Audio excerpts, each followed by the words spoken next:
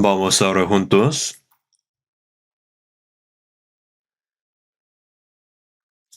Dios nuestro Padre, santo y misericordioso que nos ama, tú nos has redimido con tu preciosa sangre y te damos gracias por guardarnos para que podamos servirte por el resto de nuestros tiempos, predicando el Evangelio, sirviendo en la iglesia y obedeciendo a tu palabra.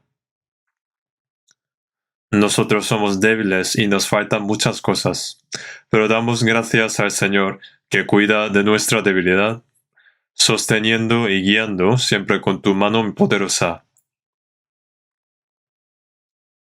En este momento nosotros, que hemos sido redimidos por la sangre preciosa del Señor, hemos reunido ante ti para alabar tu gran gracia, aprender la palabra y gracias por permitir esta comunión. Te pedimos para que esté con nosotros en este momento también, cuidando a cada uno de nosotros con tu mano misericordiosa, y pedimos que dé a cada uno de nosotros tu abundante gracia, vida y poder del Espíritu Santo. Para todas las iglesias en este país y todas las iglesias en todo el mundo, y los hermanos que guardan su fe en dificultad y que predican el Evangelio, creemos que guiarás a ellos con tu mano de gracia y poder.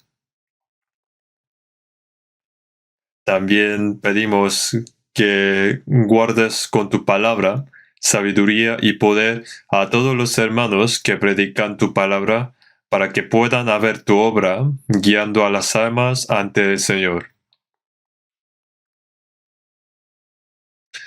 Y para los hermanos que están en enfermedad y que están débiles, permita tu gracia a cada uno y que no sean tropezados.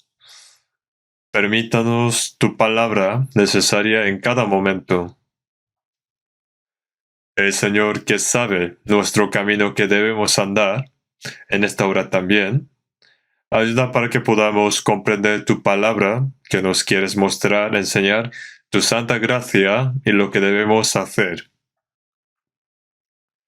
Y que no seamos olvidadizos, cumpliendo en nuestro corazón y vida tu santa voluntad, y que podamos glorificarte. Todo este tiempo dejamos al Señor Espíritu Santo en el nombre de nuestro Señor Jesús. Amén. Vamos a buscar Efesios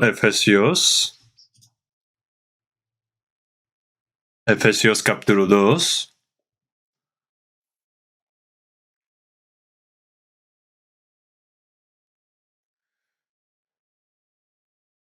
Efesios capítulo 2, desde versículo 11 a 13.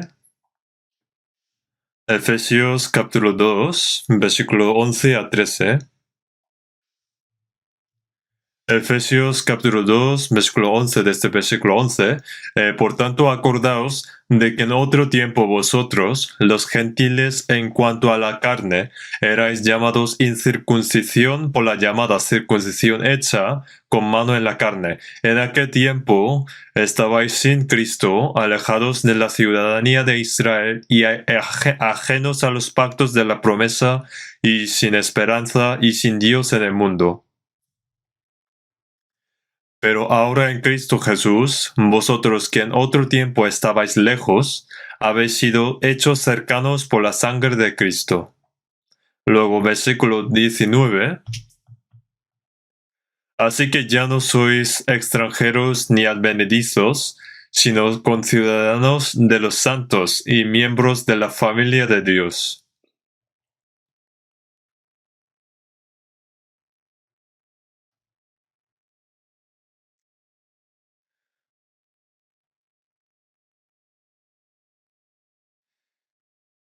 Durante estas semanas Estamos aprendiendo sobre qué es la vida cristiana de los cristianos salvos. Y la vida cristiana es vivir en el Señor. Por eso, en San Juan capítulo 13, versículo 3 a versículo 5, Jesús dijo: ya vosotros estáis limpios por la palabra que os he hablado. Permaneced en mí y yo en vosotros. Mando que debe permanecer en él para los salvos. Vivir en el Señor es lo que debemos aprender.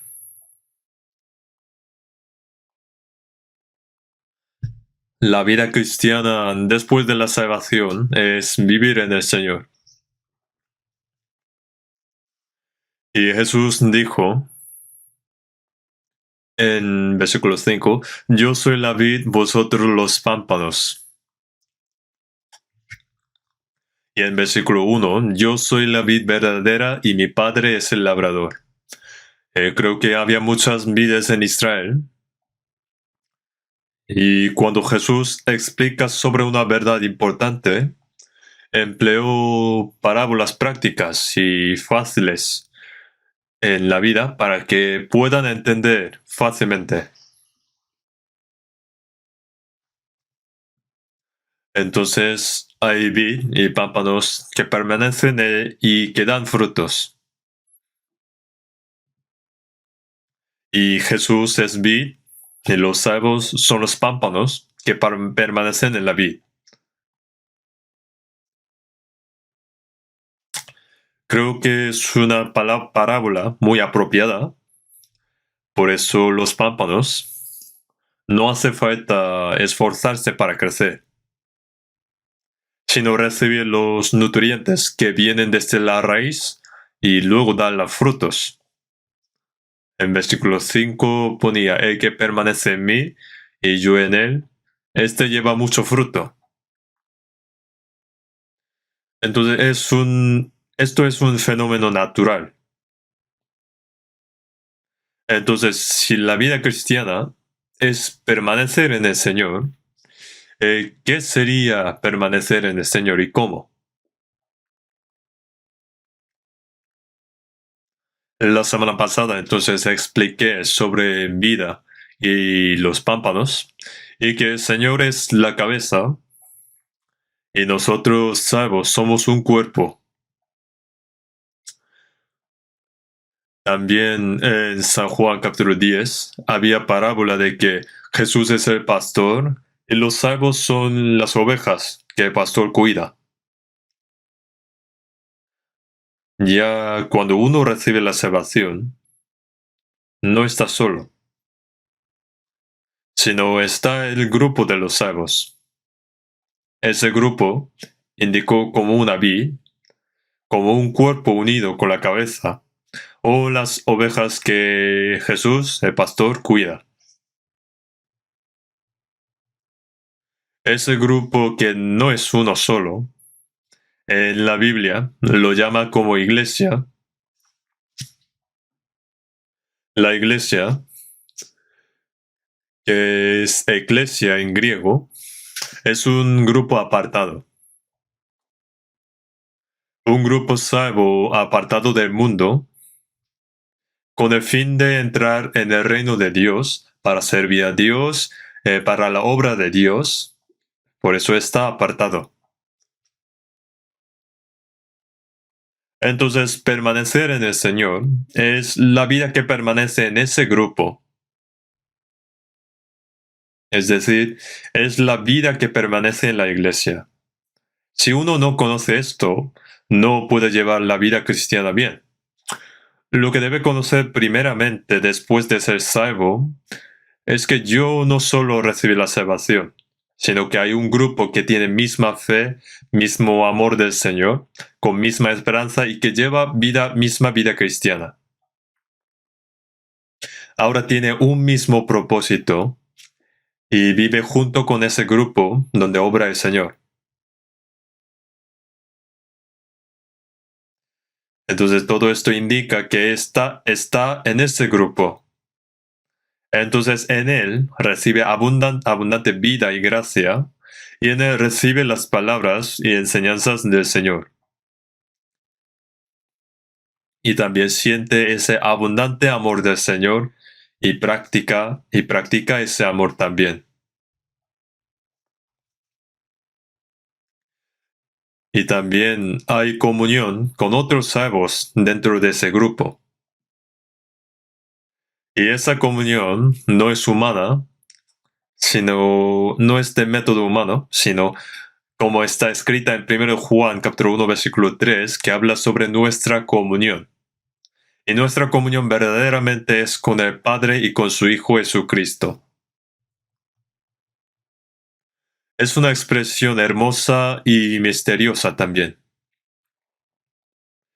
Por eso la comunión con el Señor dentro de ese grupo es la vida cristiana.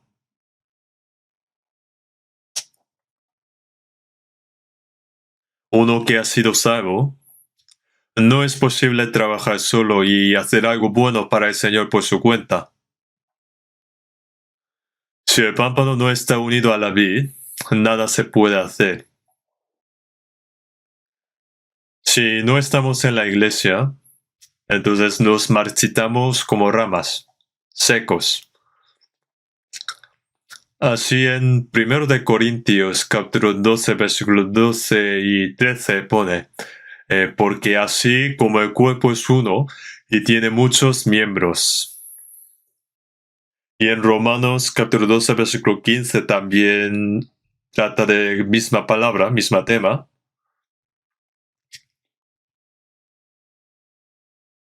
Ahora como nosotros que hemos sido salvos y llegamos a ser uno en el Espíritu Santo y recibamos el Señor, que es la cabeza, y también la gracia del Señor, también aprendemos la palabra del Señor y hacemos lo que nuestra cabeza manda.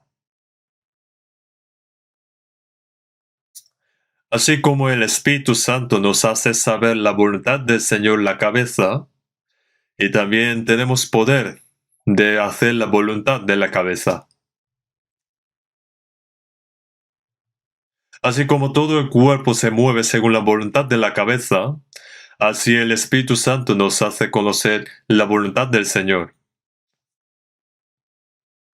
También nos da el deseo de hacerla y nos da fuerza para hacerlo también.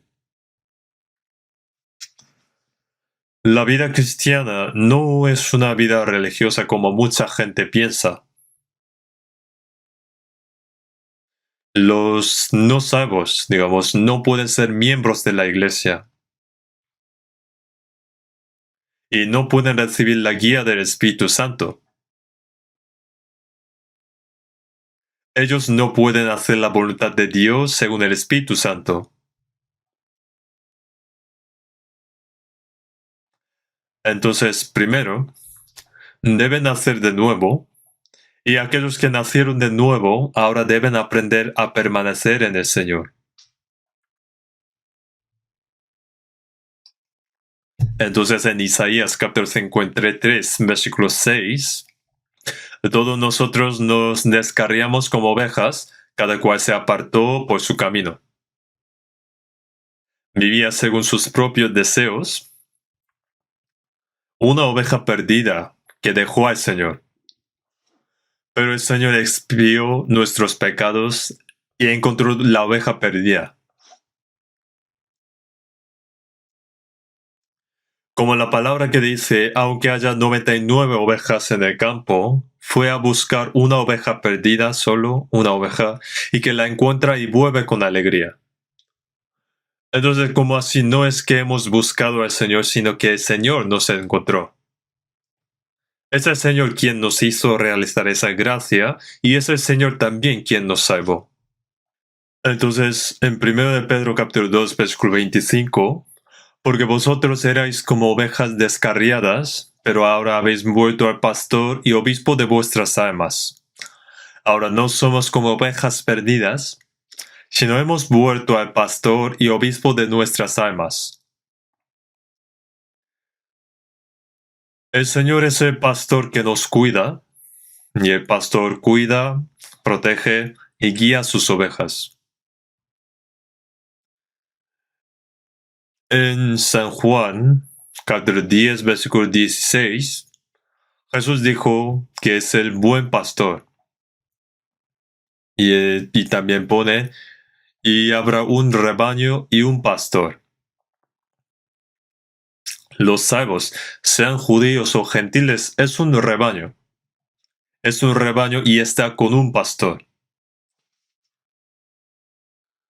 Esto no es una teoría, sino realmente es así. Nosotros somos las ovejas del Señor. Y debemos saber que el Señor, como buen pastor, nos cuida, nos alimenta y nos ayuda. Entonces, hoy vamos a aprender más sobre qué es vivir en el Señor. En Efesios capítulo 2, desde el versículo 11, aquí aparece la iglesia de Éfeso. Es para iglesia de Éfeso, es gentil. El apóstol Pablo es un judío que recibió la salvación. Las personas, la gente de Éfeso son los gentiles, que escuchando la palabra recibieron la salvación. Entonces son los salvos que el apóstol Pablo predicó el Evangelio. En Efesios 2, versículo 11 pone, acordaos de que en otro tiempo vosotros, aquí otro tiempo indica antes de recibir la salvación. Ponen los gentiles en cuanto a la carne. Judíos y gentiles no indica algo espiritual. En cuanto a la carne, el pueblo de Israel es escogido y los gentiles no son escogidos. Por eso sea judíos o gentiles es en cuanto a la carne, y no significa que todos los judíos son salvos, o no porque sea pueblo de Israel. Entonces la verdad es que a través de la historia de la nación de Israel, Dios ha escogido especialmente a Israel, y a través de la nación de Israel, Dios mostró quién es Dios y su poder. Ellos desobedecieron la palabra de Dios más que obedecer y al final fueron esparcidos de la tierra que Dios les había prometido por rechazar al Cristo que Dios había enviado. Entonces, durante 2000 años en su historia, tuvieron una historia miserable y de sufrimiento. Pero los gentiles, comparando con Israel, no son el pueblo, no son del pueblo escogido. Por eso son gentiles, de fuera. Los judíos pensaban que los gentiles no tenían ni Dios ni esperanza, e incluso pensaron si los gentiles si tenían alma o no, así ignorando a los gentiles. Entonces, antes de ser salvos, digamos, éramos gentiles. Y los judíos dijeron que pertenecían a Dios por ser circuncidados, y que los gentiles que no son circuncisos fueron ignorados. Y aquí pone, eran llamados incircuncisión por la llamada circuncisión hecha con mano en la carne. En aquel tiempo estabais sin Cristo, alejados de la ciudadanía de Israel. Antes de recibir la salvación estaban sin Cristo. El pueblo de Israel es un pueblo escogido y los gentiles estaban alejados de la ciudadanía de Israel. Pone y ajenos a los pactos de la promesa, sin esperanza y sin Dios en el mundo. En algunas casas o oficinas ponen no entrar. O cuando quieres entrar ponen solo personal autorizado. Y no puedes entrar. Son ajenos a los pactos de la promesa de Dios. no tiene esperanza y sin Dios en el mundo. La relación entre judíos y gentiles, digamos, tenía 7 distinciones distintas. Pero como pone, pero ahora en Cristo Jesús, vosotros que en otro tiempo estabais lejos, habéis sido hechos cercanos por la sangre de Cristo. Los que estaban lejos de Dios, ahora hechos cercanos por la sangre de Cristo en Cristo Jesús. Entonces no hay distinción entre judíos y gentiles. Y luego en versículo 19, así que ya, que antes eran así, pero ahora, pone, ya no sois extranjeros, no son extranjeros en cuanto a la promesa de Dios. Y también pone ni advenedizos, sino conciudadanos de los santos y miembros de la familia de Dios. Los santos, es decir, los salvos, un grupo salvo, indicando a los cristianos salvos como santos. En la Biblia no llaman como santos a los que no recibieron la salvación. Santos indica un grupo santo salvo. Ahora son conciudadanos de los santos. ¿Qué ciudadanos? En Filipenses capítulo 3, versículo 20. Mas nuestra ciudadanía está en los cielos. Los salvos son los ciudadanos de los cielos. Las personas que nacen en Corea tienen ciudadanía coreana. Los que nacen en Estados Unidos son ciudadanos de los Estados Unidos. O si viven en los Estados Unidos durante mucho tiempo, obtendrá la ciudadanía. Y cuando sea así, estará protegido por ese país. Tiene ese derecho. Ahora los salvos son ciudadanos del reino de los cielos. No lo puede imaginar bien, ¿no? Si observamos el carácter chino de Estados Unidos, escribe letra de belleza y luego letra de país. Dice que es un país hermoso, pero no sé si realmente lo es. Yo he estado en Estados Unidos más de 40 veces y Estados Unidos es un país muy rico, fuerte y es una hegemonía mundial, pero no sé si es tan bonito. Hay paisajes muy hermosos, pero no decimos que es un país es hermoso por eso. Corea también. Hay una canción en la que dice, en la hermosa Seúl viviré en Seúl. ¿Es Seúl tan hermosa? Yo cuando vivía en zona rural y cuando vine a Seúl, sentía que el aire estaba turbio. Me sentía mal y quería volver cuanto antes. Como ahora vivo aquí, no lo noto mucho y tampoco siento mucho, pero Seúl no es tan hermoso. Hay rascacielos y las luces están encendidas por la noche y aunque son brillantes y hermosas, pero más que eso, nuestra vida debe ser feliz.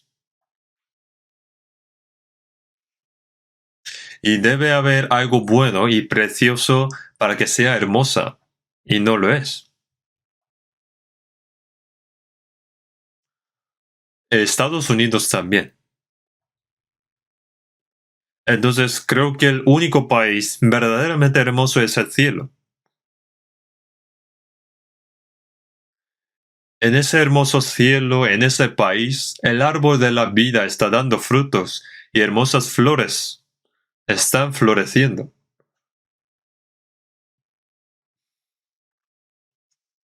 Nuestro Señor está allí.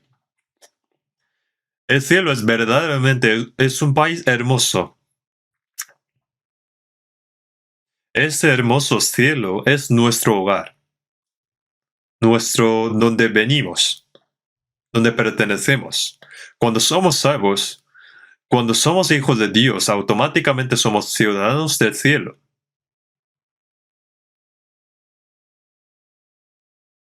Automáticamente. Están todos en el registro del cielo.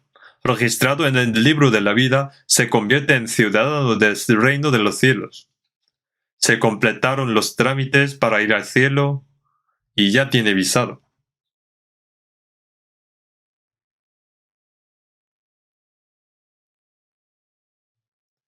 puedes ir en cualquier momento. Entonces los salvos tienen doble ciudadanía.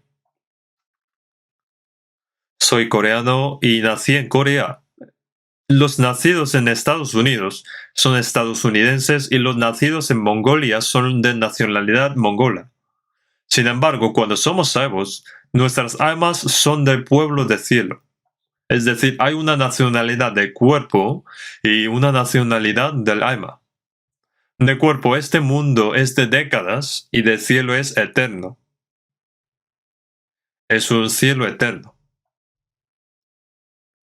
El pastor Oswald James Smith de People's Church de Canadá, Toronto, que es un salvo, entre los libros que escribió hay un libro que siempre recuerdo y es un libro llamado El país que más amo. Ese país que que él ama, yo también lo amo. Todos los salvos anhelan ese país. Por eso son conciudadanos de los santos.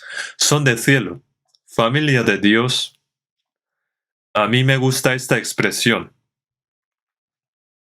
Somos ciudadanos del cielo. Y vamos al cielo cuando morimos. Los no salvos tienen miedo de morir, pero los salvos que viven en esta tierra se entristecen por despedirse por un momento con su familia. Pero para ese salvo mismo es algo feliz, porque irá a ese país que anhela. Es mejor vivir un día largo en el cielo que vivir mucho en la tierra.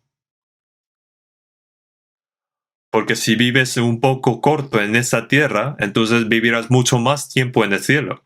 Por eso apóstol Pablo siempre quiso ir a ese país. Quería ir al Señor cuanto antes. No necesita entristecerse demasiado por los salvos que murieron después de haber llevado vida cristiana. Es triste porque se despiden por un momento con su familia y sus hermanos y hermanas en esta tierra. Por eso en Salmo 116, versículo 15, estimada es a los ojos de Jehová la muerte de sus santos. En Apocalipsis capítulo 14, bienaventurados de aquí en adelante los muertos que mueren en el Señor. Sí, dice el Espíritu, descansarán de sus trabajos. Terminan todo su trabajo y habrá paz y gozo en el Señor. Nosotros anhelamos ese cielo. En Filipenses, mas nuestra ciudadanía está en los cielos, de donde también esperamos al Salvador, al Señor Jesucristo. En Filipenses capítulo 3, versículo 20-21 pone, de donde también esperamos al Salvador, al Señor Jesucristo. Porque cuando Jesús vuelve, llevaría a todos nosotros. Esperamos ese momento. En ese momento, en Filipenses 21, cap 3, 21, el cual transformará el cuerpo de la humillación nuestra para que sea semejante al cuerpo de la gloria suya. Con este cuerpo no podemos ir al cielo, no podemos vivir eternamente en el cielo con este cuerpo, un cuerpo como del Señor, con ese cuerpo glorioso, santo, que nunca va a morir. Será transformado en un cuerpo glorioso que está libre de trabajo, dolor, vejez y demás. Y entra en ese país. ¿Pueden imaginar esto? ¿No lo pueden imaginar? Como no pueden hablar porque llevan mascarilla. Nos ha salvado para darnos ese país. También pone, y miembros de la familia de Dios. Que somos miembros de la familia de Dios. Significa que pertenecemos a la familia de Dios, Dios nuestro Padre. Y Jesús no se avergonzó de llamarnos como hermanos. Nosotros somos hermanos, familia de Dios. Las personas nacidas en la casa de un rey son miembros de la realeza. Dios que creó todas las cosas del universo es nuestro Padre. En San Mateo pone, vosotros pues oraréis así, Padre nuestro que estás en los cielos, el absoluto que creó y gobierna el universo, santo y glorioso, Él es nuestro Padre, y todos somos hijos de Dios. Algunos dicen que son hijos e hijas de Dios, pero Dios no tiene hijas, porque dio el espíritu del Hijo. Entonces, ¿por qué no tiene hijas? En el cielo no hay hombre ni mujer. Hijo indica su heredero. Entonces, si vas al cielo, ¿solo hay hombres? No, quiere decir que no hay distinción entre hombre y mujer en el cielo. Y todos son hijos en el sentido de que son herederos de Dios. En Romanos pone, y si hijos, también herederos, herederos de Dios y coherederos con Cristo. Son coherederos con Cristo, pone. Entonces ahora son de familia de Dios. Aunque pensamos profundamente sobre esto, no lo podemos imaginar. Por ahora no lo podría sentir bien, más o menos solo, pero no se siente tanto. Yo valoro mucho a mi familia, pero no siento que los hermanos salvos son la misma familia de Dios. Cuando hay hijos nacidos de un mismo padre, se dice que sangre es más espesa que el agua. Entonces, aunque a veces se pelean entre sí, pero ante un problema y dificultad se unen y ayudan entre sí. Eso viene desde misma vida. Es algo natural. Los salvos son hermanos y hermanas que recibieron una sola sangre del Señor y es un solo cuerpo. Pero en esta tierra pensamos más por los hermanos carnales que los hermanos salvos. Hay más cariño. ¿Por qué no puedo sentirlo? ¿Por qué no pensamos más? Si los hermanos y hermanas deben amar entre unos y otros. En San Juan capítulo 13, versículo 34, un mandamiento nuevo os doy, que os améis unos a otros, como yo os he amado, que también os améis unos a otros. Como el Señor nos ha amado, cuánto nos amó el Señor, cuánto nos amó el Señor. Como el Padre me ha amado, así también yo os he amado. Permaneced en mi amor. Nos amó tanto como el Padre Dios amó a su Hijo unigénito. Así Jesús amó a nosotros. Por eso en 1 Juan capítulo 3 versículo 16, en esto hemos conocido el amor en que Él puso su vida por nosotros. También nosotros debemos poner nuestra vida por los hermanos. Hemos conocido el amor y debemos poner nuestras vidas por los hermanos, como el Señor puso por nosotros. ¿Cuánto debería amar a los hermanos? Poner nuestras vidas por los hermanos. Cuando habla del deber o debemos, significa que es algo natural, algo obvio, no es algo especial. En 1 Juan capítulo 3, hijitos míos, no amemos de palabra ni de lengua, sino de hecho y en verdad, pero no lo podemos sentirlo. No me viene. Hay afecto entre mi familia, mis padres, mi esposa, mi marido, así también mis hijos y hermanos, porque están conectados con la misma vida. Es algo natural. Y los hermanos están conectados con la sangre más preciosa de Jesús, con una vida eterna, pero aún no podemos sentirlo. ¿Y por qué será? Porque conocemos más o menos al Señor, en parte, y nos falta conocimiento para entender al Señor. Sentimos su amor, pero no en completo.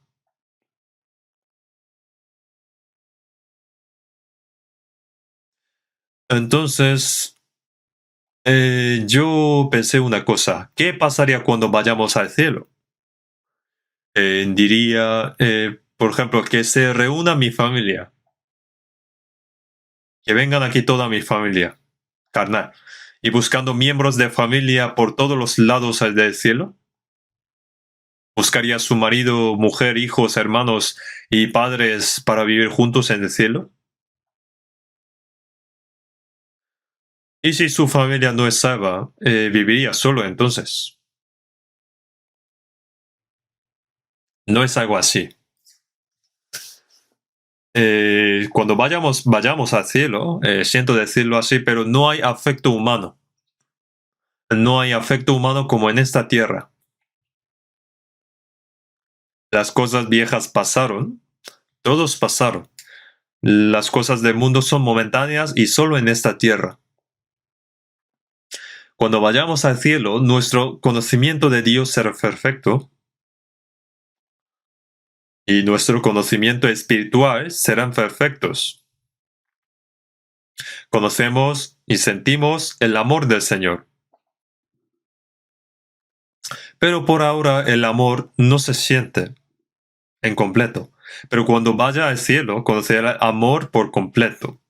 Es el amor perfecto.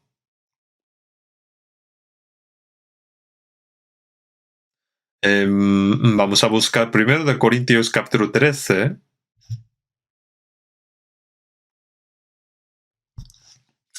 Primero de Corintios capítulo 13, versículo 9. Porque en parte conocemos y en parte profetizamos. Mas cuanto venga lo perfecto,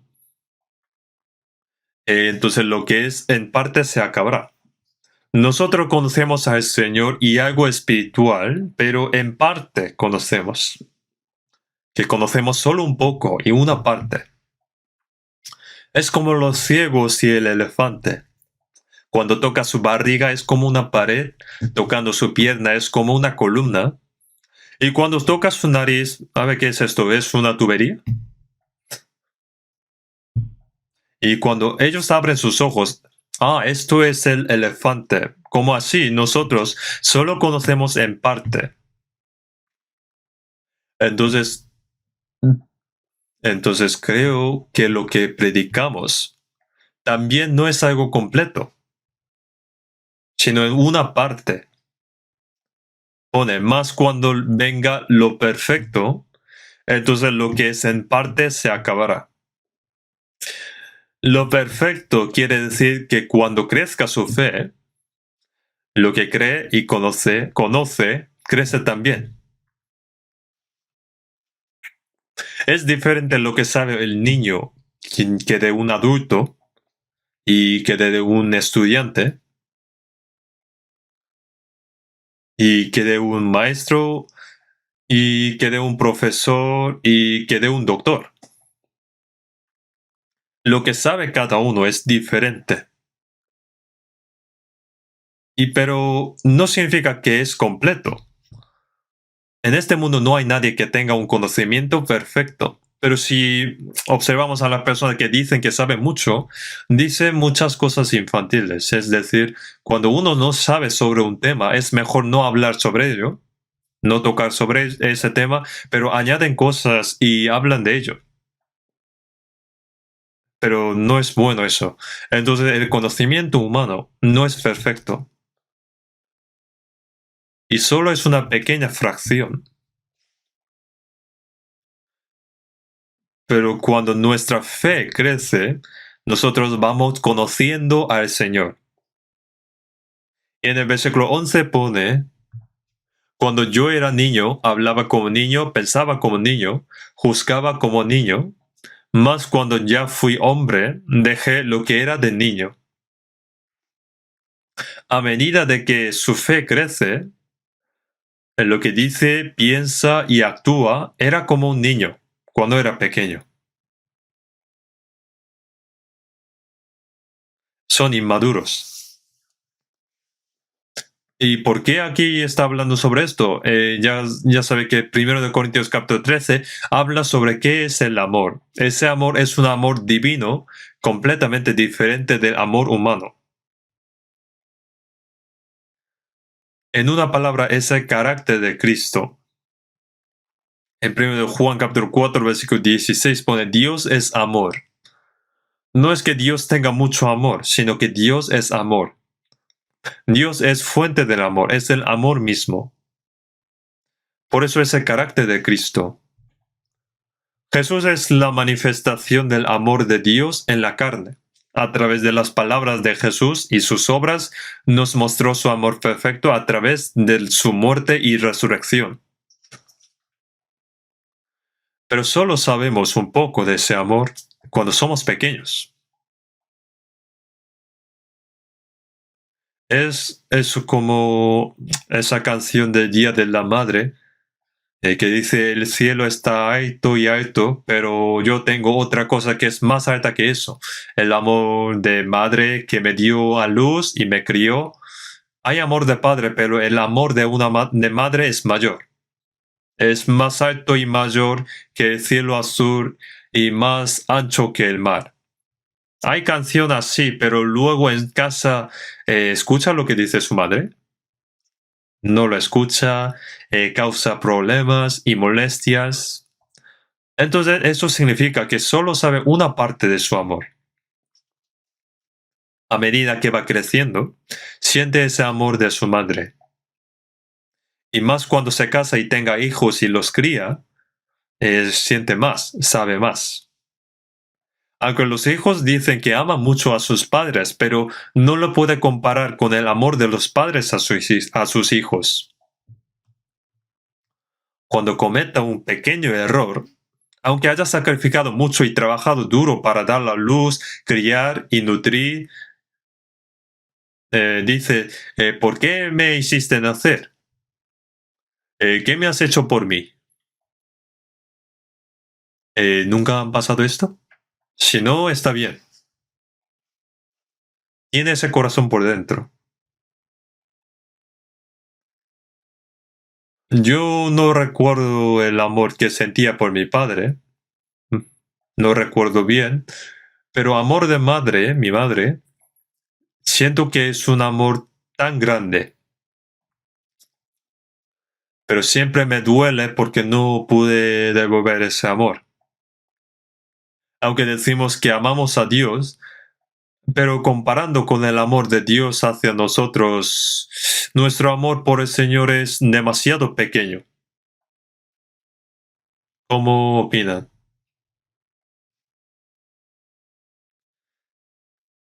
¿Con qué van a pagar la gracia del Señor? Si la gracia del Señor es así, el mío es así. El Señor es el Hijo unigénito de Dios Santo, el mismo Dios para salvarnos muriendo en la cruz. Pero dicen que cuesta morir por el Señor y como quieren vivir, como quieren vivir, pero tampoco quieren dar nuestro tiempo, nuestras cosas materiales y nuestro corazón, solo una parte. Ama al Señor, pero también ama al mundo, a sus hijos, a su familia. Nuestro amor por el Señor es tan débil.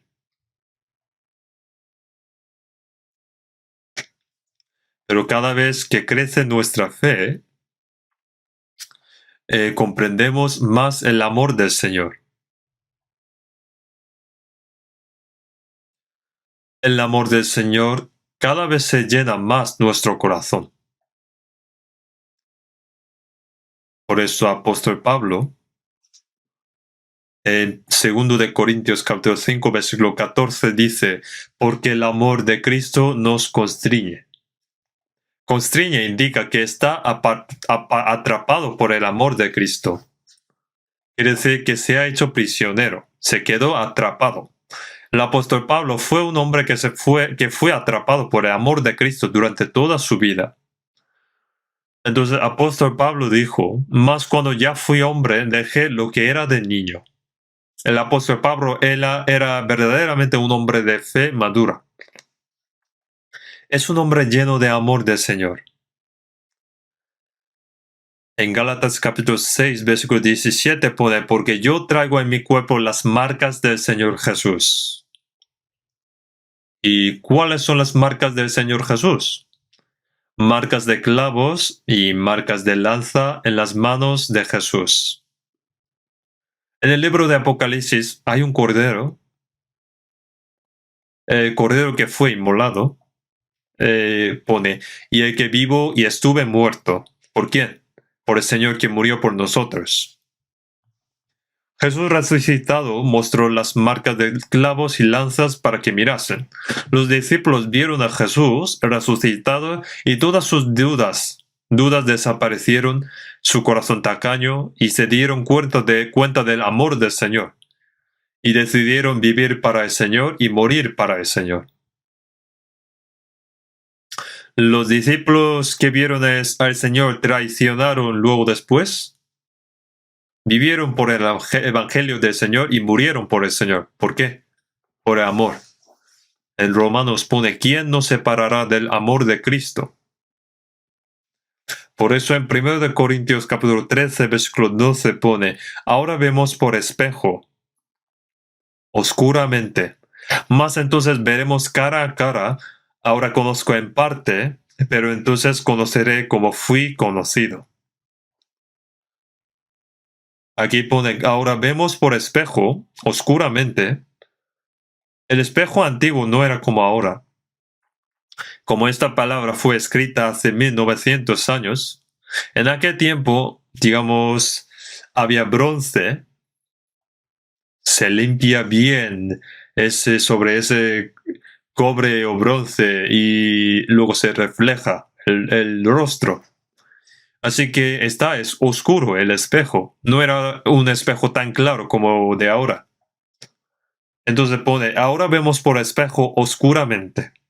El espejo de ese momento era así, y ahora se ve muy bien. Luego pone, ahora vemos por espejo oscuramente más entonces. ¿Y cuándo se refiere a qué tiempo? Cuando vemos al Señor. Pone, más entonces vemos cara a cara. Veremos al mismo Señor. Ahora vemos al Señor poco a poco a través de la palabra y lo conocemos poco a poco y asemejarnos a Él poco a poco. Pero cuando vamos a ver al Señor, vemos el rostro del Señor cara a cara y nos transformamos como el Señor. Y nuestra apariencia también cambia. Pone, ahora conozco en parte, por ahora conocemos al Señor en parte, poco. Y pone, pero entonces conoceré como fui conocido. Ahora vamos conociendo al Señor poco a poco, pero en ese día que vemos al Señor, como el Señor me conoce a mí, que el Señor me conoce completamente. ¿Yo conozco bien a mí mismo? No, en San Mateo 10, versículo 30 pone, pues aun vuestros cabellos están todos contados. Yo ni siquiera puedo contar mis cejas. Pero esta palabra que conoce todos mis cabellos indica que el Señor me conoce de todo. Él sabe todo sobre mí. Mi corazón y todo mi carácter y todo. Así como el Señor me conoce, en ese día yo conoceré plenamente al Señor. El conocimiento del Señor se perfecciona. El amor por el Señor también será perfeccionado.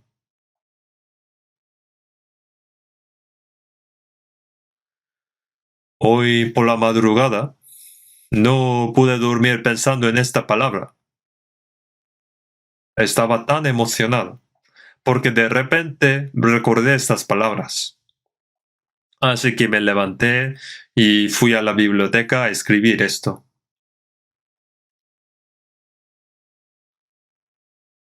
El día que me presento ante ti, te conoceré completamente como tú me conoces y te amaré completamente como tú me amas. En ese día, completamente, se acaba el amor humano. Si vamos a decirlo, no hay amor humano que ahora amamos en esta tierra. ¿Están tristes por esto? No. Eso es algo imperfecto.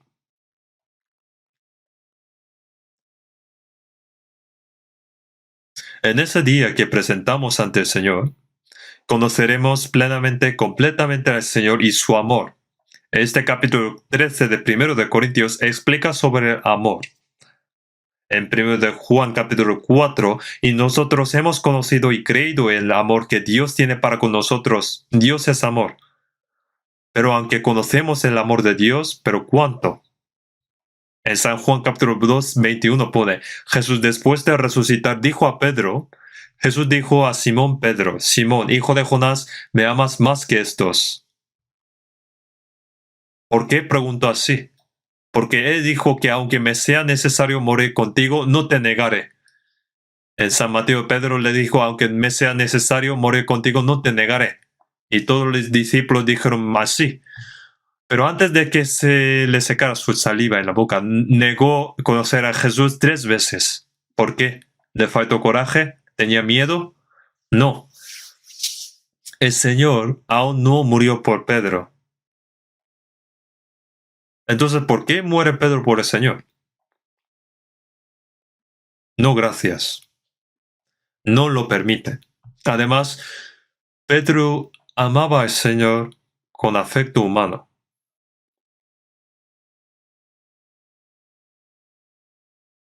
Te amo, maestro, como su discípulo, con su pasión y valentía.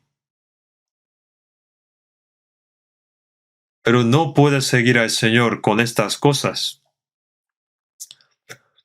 Antes de que Jesús muriera en la cruz y que resucitara, no pude comprender el amor del Señor completamente. A donde yo voy no me puedes seguir ahora, más me seguirás después. Ahora no, aún no me conoces bien. Tampoco sabe que Jesús va a morir y que va a resucitar. Pedro no conoce cuánto el Señor le ama. Solo con valentía no puede seguir a Jesús.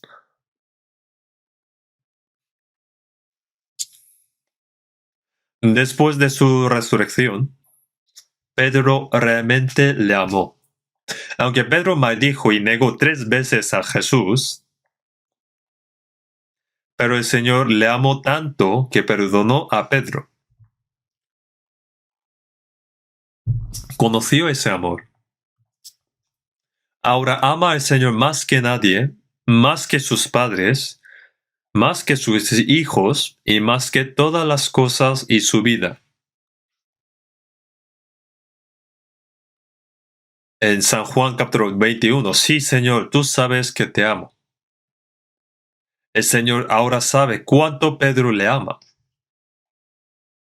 Pedro está preparado para morir por el Señor. Jesús dijo que Pedro glorificaría a Dios con qué tipo de muerte. ¿Por qué Pedro tiene que morir por el Señor si es suficiente con predicar el Evangelio? Jesús dijo, yo morí por ti, entonces tú también morirás por mí. Sí. Se dice que mientras predicaba en Roma fue crucificado cabeza abajo y murió. Quizás lo fue. Pablo también predicó el Evangelio por el resto de su vida y luego fue a Roma a predicar y fue decapitado y murió. ¿Por qué? Mostró cuánto amaba al Señor al morir por el Señor y nos lo mostró también. Y nosotros, lejos de morir por el Señor, vivir para el Señor tampoco, parece que vive por el Señor, pero luego vivir para mí, amar al Señor y amar al mundo, servir al Señor, luego servir a otras cosas y a las riquezas. Va y viene para servir a sus 2 dueños. Eso significa que nuestra fe es tan imperfecta todavía. Pero a medida que crece mi fe gradualmente, puedo amar al Señor como el Señor me amó.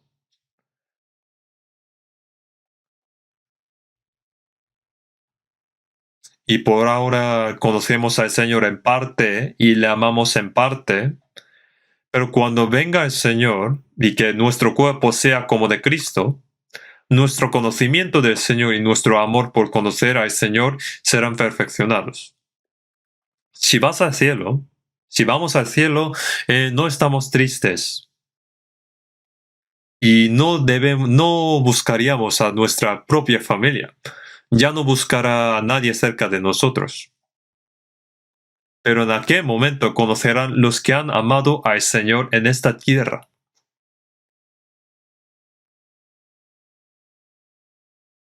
En San Lucas capítulo 16, versículo 9 pone, ganad amigos por medio de las riquezas injustas para que cuando éstas falten os reciban en las moradas eternas. Las riquezas injustas indican que con riquezas de este mundo, si salva a otros almas, ellos serán amigos eternos del cielo. En Proverbios capítulo 19, versículo 6, muchos buscan el favor del generoso y cada uno es amigo del hombre que da.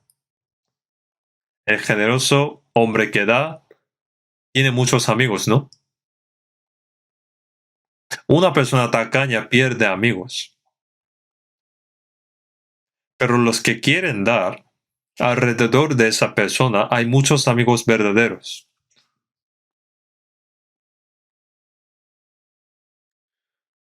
No hacemos amigos mundanos, sino amigos eternos cuando sacrificamos nuestro tiempo, nuestras cosas materiales y todos nosotros para salvar otra alma.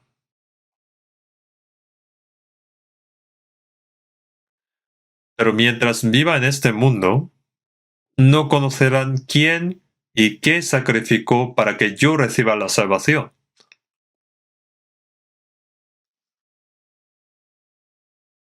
Sí que sí, conozco que fui salvo porque el pastor predicó bien el Evangelio.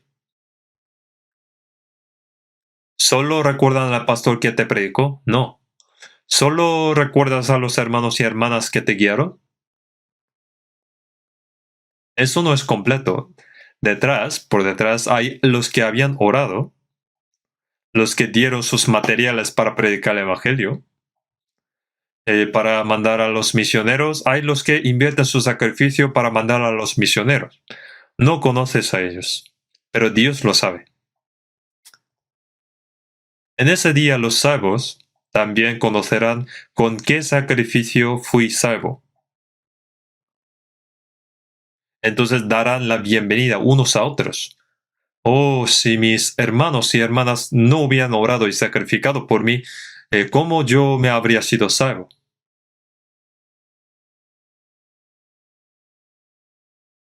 El pastor predica, el misionero evangeliza y también conocerá a todas las personas que trabajaron juntas por el Evangelio. Darán bienvenida unos a otros, eso es seguro. Pero allí no hay amor humano. Eso es obvio.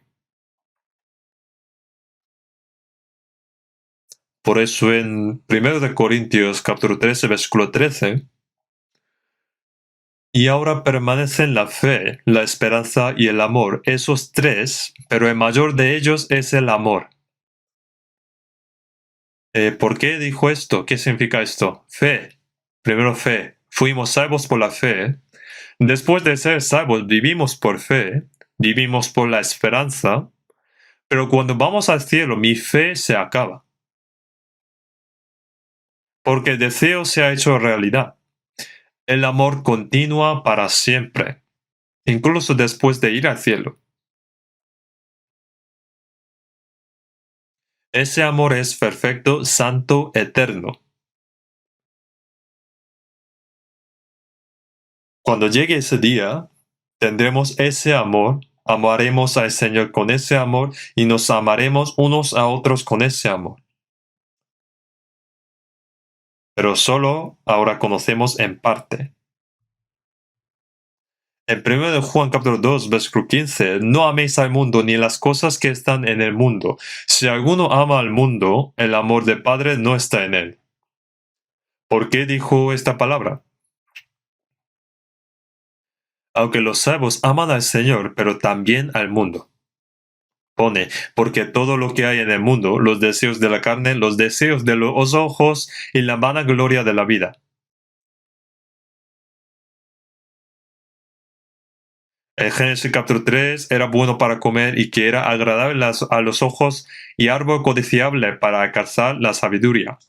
Digo que no améis el mundo, pero ama al Señor, ama al mundo también. En Santiago 4, 5, versículo 5 pone, ¿o pensáis que la Escritura dice en vano, el Espíritu que Él ha hecho morar en nosotros nos anhela celosamente?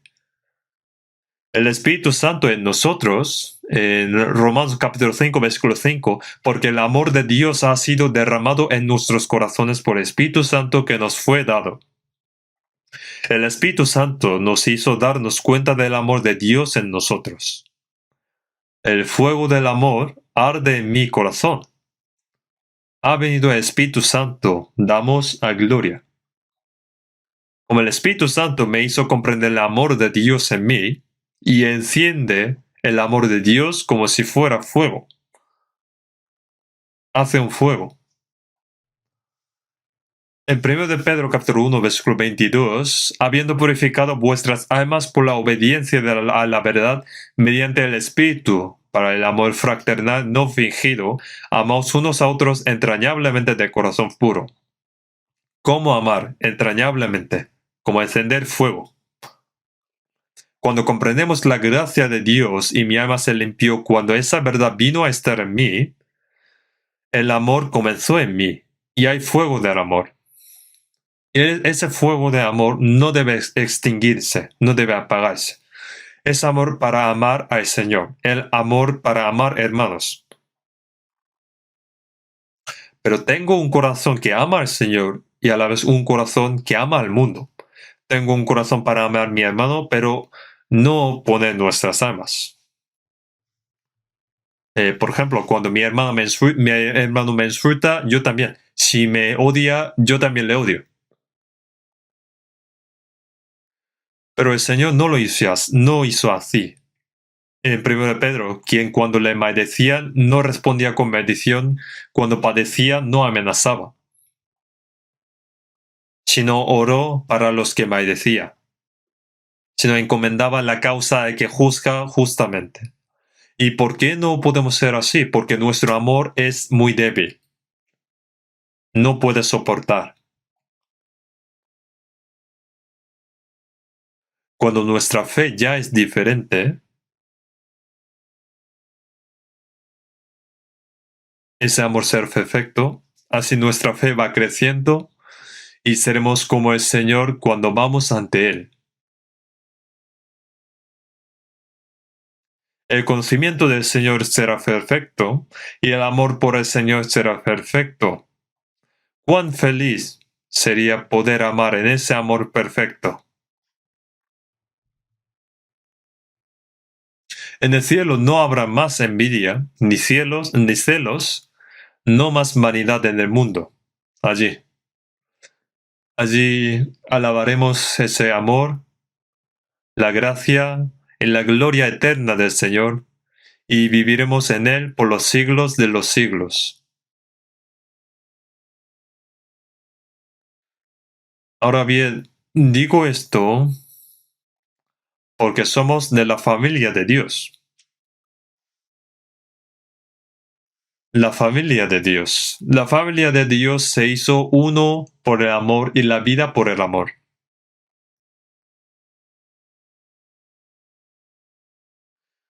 Primero de Timoteos, capítulo 3, versículo 15. Primero de Timoteo, capítulo 3, versículo 15.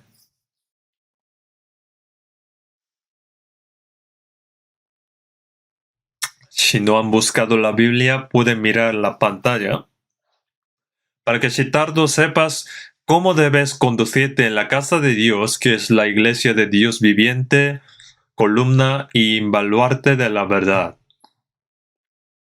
El apóstol Pablo dijo a Timoteo, sepas cómo debes conducirte en la casa de Dios.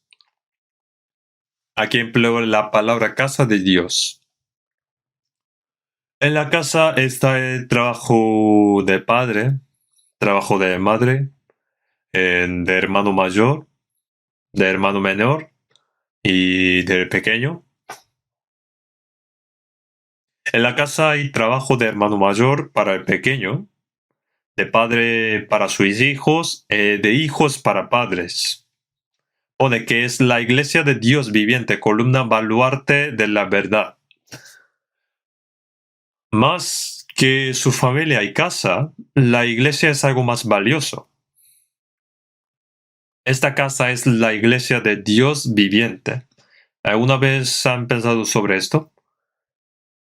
Dejar la iglesia es dejar su casa. No debes dejar o traicionar a la familia y vivir solo. Entonces, cuando estás en la iglesia, tienes trabajo que hacer. Así que apóstol Pablo también dijo a Timoteo, yo te digo cómo debes conducirte en la casa de Dios. Nosotros estamos en la casa de Dios y hay familias en la casa. En mi casa es el único lugar donde puedo descansar. Aunque allí fuera trabajo duro, me ignoran y estoy cansado. Pero cuando vuelvo a casa, tengo mi familia que amo, tengo consuelo, estoy consolado, hay alegría, todo y todo el cansancio se libera, se va. En la iglesia está el Señor y los hermanos. Esta casa es de Dios viviente, columna y baluarte de la verdad. Y debe conocer cuán hermosa es la iglesia. Vamos a ver Hebreos capítulo 3, versículo 6. Hebreos capítulo 3, versículo 6. Hebreos capítulo 3, versículo 6. Enseñamos la pantalla para los que no pueden buscar rápidamente la Biblia. Aún así es mejor buscar la Biblia. Vamos a ver Hebreos capítulo 3, versículo 6.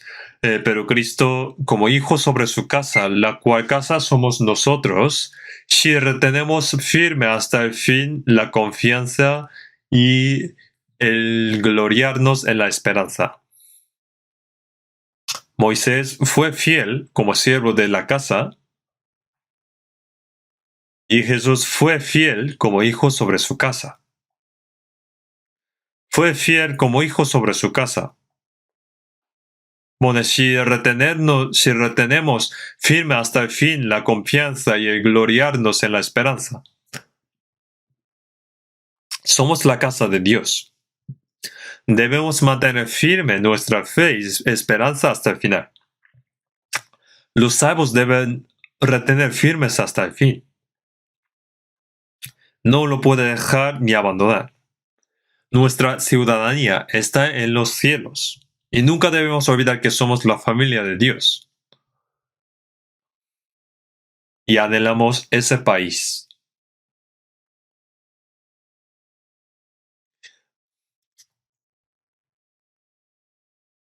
No debemos olvidar que somos la familia de Dios.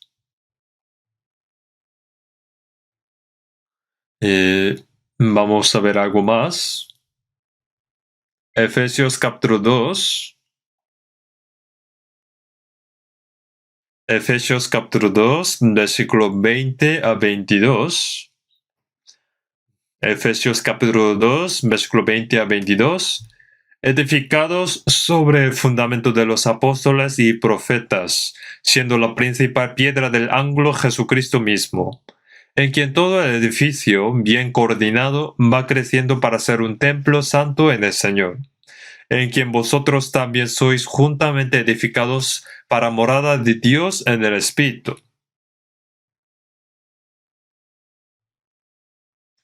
Aquí pone, edificados sobre el fundamento de los apóstoles y profetas. Los apóstoles del Nuevo Testamento y profetas del Antiguo Testamento En el Nuevo Testamento también había profetas. Pone edificados sobre el fundamento. Indica que sobre estas palabras de fundamento fueron edificados. Pone siendo la principal piedra del ángulo Jesucristo mismo. Jesús es piedra del ángulo y nosotros unidos a Jesús como piedra viva son edificados como una casa espiritual. Luego hay otra parábola. Pone en quien todo el edificio bien coordinado va creciendo para ser un templo santo en el Señor.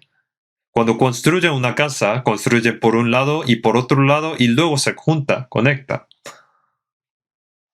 Algunos edificios que son muy grandes y que están conectados entre sí. Pone bien coordinado, va creciendo para ser un templo santo en el Señor.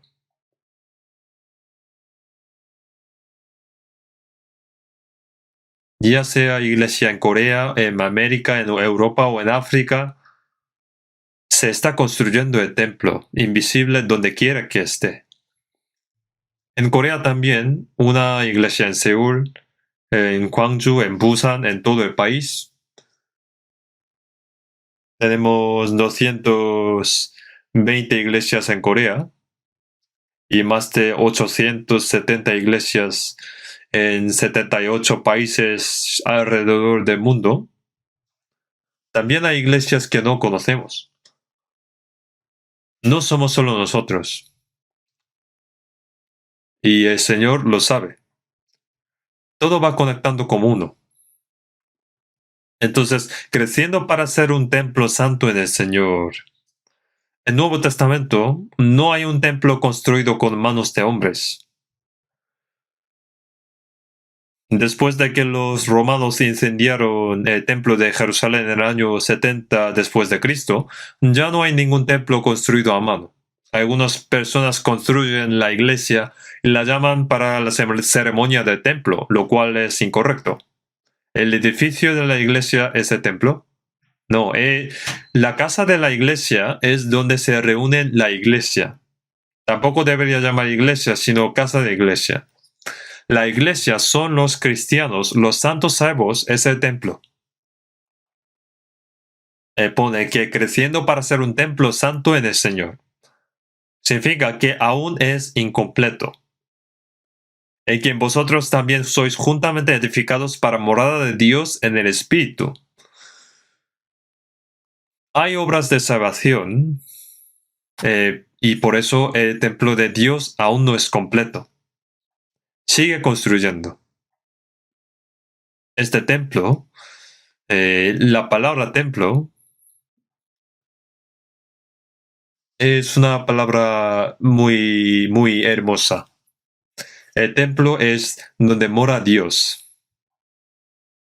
En 1 de Pedro, capítulo 2, versículo 4 hasta 6. 1 de Pedro, capítulo 2, versículo 4 a 6. Desde 4 a 6. 1 de 4. Acercándoos a él, piedra viva, desechada ciertamente por los hombres, mas para Dios escogida y preciosa. Pone desechada ciertamente por los hombres, mas para Dios escogida y preciosa. Los judíos crucificaron a Jesús en la cruz, pero es escogida esa piedra viva. Jesús es piedra viva. No es piedra muerta, sino se hizo piedra del ángulo. Y en el versículo 5, vosotros también como piedras vivas, sed edificados como casa espiritual y sacerdocio santo, para ofrecer sacrificios espirituales aceptables a Dios por medio de Jesucristo. Como piedras vivas, también nosotros estamos siendo edificados en una casa espiritual. Como una piedra viva, Jesús es la piedra viva, los santos son piedras vivas unidos. Las piedras muertas no deben estar allí. Una persona que no ha recibido salvación no puede convertirse en una piedra viva. Así fue edificada la casa y después de eso pone para ofrecer sacrificios espirituales aceptables a Dios por medio de Jesucristo. Hay un sacerdote en ella Juntos nosotros somos un templo, y dentro de él, dentro del templo, el templo es un lugar donde servimos a Dios. Y los sacerdotes, todas las personas salvas son sacerdotes sirviendo a Dios. Pone para ofrecer sacrificios espirituales aceptables a Dios por medio de Jesucristo. También buscamos 2 Corintios capítulo 6, versículo 16. 2 Corintios capítulo 6, versículo 16.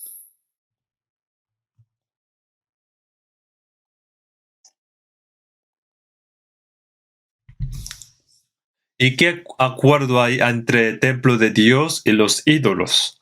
Porque vosotros sois el templo de Dios viviente. Vosotros sois el templo de Dios viviente. Porque como Dios dijo, habitaré y andaré entre ellos y seré su Dios, y ellos serán mi pueblo. Vosotros sois el templo de Dios viviente. Dios dijo, habitaré y andaré entre ellos. Los salvos son el templo de Dios vivo. Y que Dios habita en el templo y andará en todo indica que es Él quien obra. ¿Dónde está el Señor? ¿Buscamos al Señor allí en las montañas? Tampoco conocemos al Señor en centros de oración. Dios habita entre los santos salvos.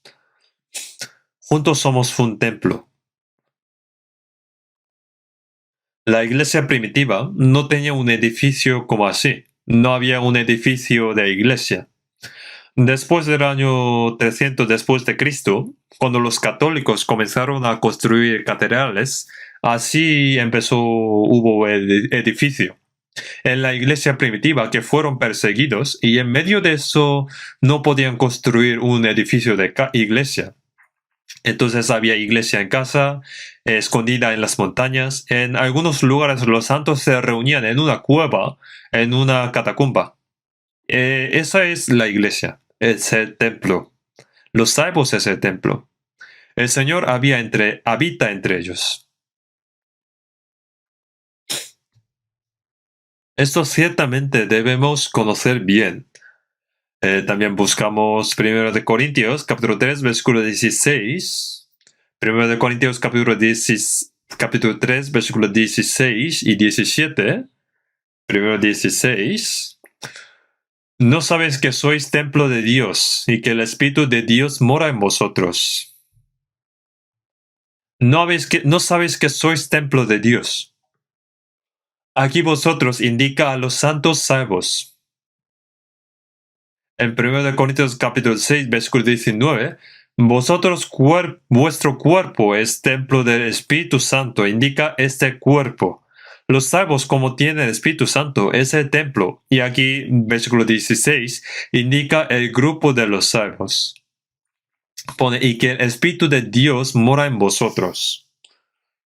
Debemos saberlo. En el versículo 16 y 17, si alguno destruyera el templo de Dios, Dios le destruirá a él. Porque el templo de Dios, el cual sois vosotros, santo es. Pone, si alguno destruyera el templo de Dios, siendo los salvos el templo de Dios, ¿qué significa destruir el templo de Dios? Destruir el templo indica que se introducen doctrinas falsas en la iglesia o se enseñan doctrinas equivocadas. O dividir la iglesia o los hermanos y hermanas salvos o cometer pecados morales. Eso sería destruir el templo. Si alguno destruyera el templo de Dios, Dios le destruirá a él. Esto no quiere decir que los salvos irán al infierno, sino que los salvos pueden cometer errores. Hay que tener mucho cuidado. Estamos en el templo de Dios, somos sacerdotes. ¿Cómo el sacerdote puede destruir el templo? Cuando entran doctrinas equivocadas, hay que rechazarlas, porque hacen caer nuestra fe.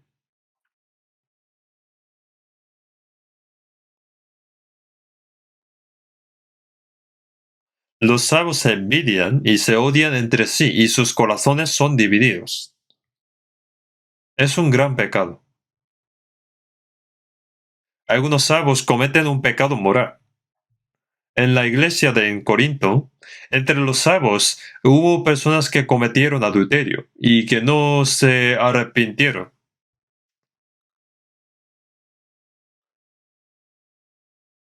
Todo esto es destruir el templo, los pecados morales. Ponen Dios les destruirá a él. Indica que será castigada y juzgada. Sea cual sea el juicio, tomará en serio. Porque el templo de Dios, el cual sois vosotros, santo es. El templo es donde mora Dios. Es un lugar santo para servir a Dios. Entonces no debemos destruir el templo. Que permanecer en el Señor significa que estamos en la familia de Dios. Somos la casa de Dios, somos el templo de Dios. Nosotros cada uno somos los sacerdotes que sirven a Dios en el templo. El sacerdote, por supuesto, debe ser santo. Para servir a Dios, debe santificarse. Así que ahora debemos aprender continuamente cómo vivir en el Señor. Los salvos ya no viven según su manera como antes. Es un miembro de la familia de Dios. Es piedra viva en el templo y sacerdote en el templo. Allí sirven al Señor juntos, trabajan juntos para predicar el Evangelio del Señor y trabajan por el reino de Dios. Vamos a orar. Dios nuestro Padre misericordioso, en los últimos tiempos que tú has fijado, nos llamaste entre muchos para salvarnos, santificarnos del mundo, y te damos gracias por ayudarnos con tu protección, vida del Señor y guía del Señor en la iglesia, tu cuerpo.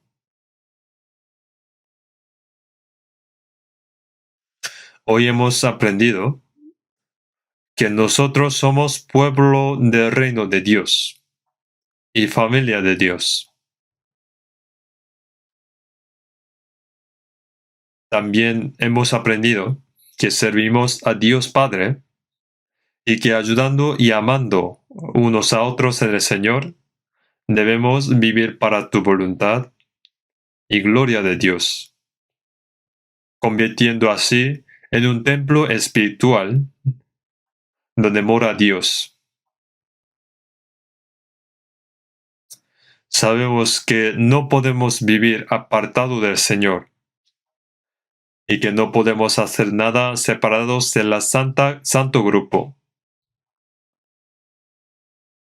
Guíanos a vivir el resto de nuestras vidas para tu voluntad y gloria, según tu poder entre nosotros.